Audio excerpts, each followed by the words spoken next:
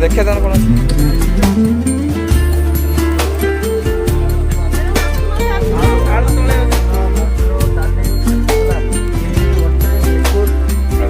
मशा धूप सब अच्छे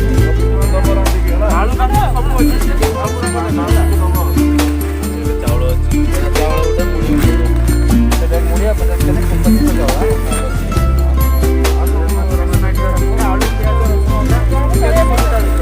आलू अच्छी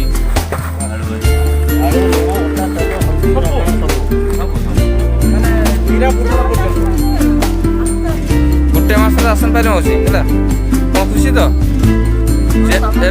एबे कौट रही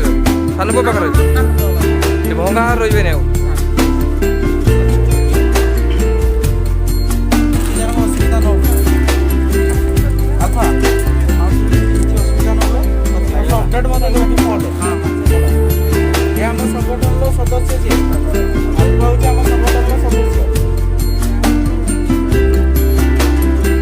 मैडम ये बाटा घटे प्रोग्राम आज आपको भेटिले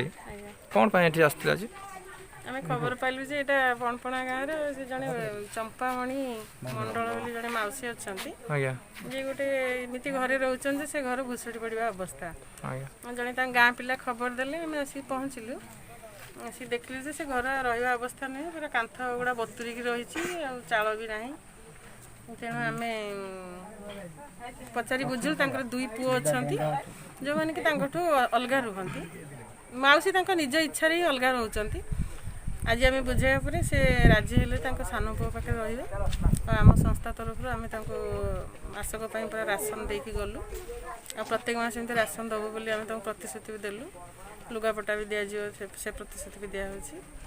आउ सी घरे आ रही पुराणा भंगा घरे रही सान पुओ घर रे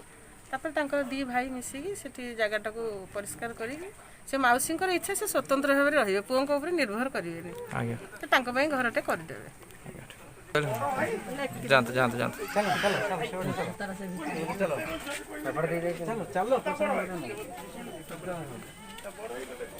स्टेशन छक पूरा पड़े जाए ठीक कौन पे आसते आप आज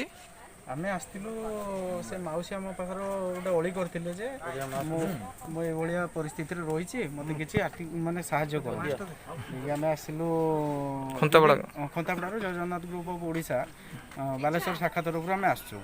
आसिक से मौसी को आज गोटे मासर राशन सामग्री आउ घर उपर जो चाल उड़ी पकड़ा गोटे पाल देचु सान पुओ पाखे जिमा देकी गलु।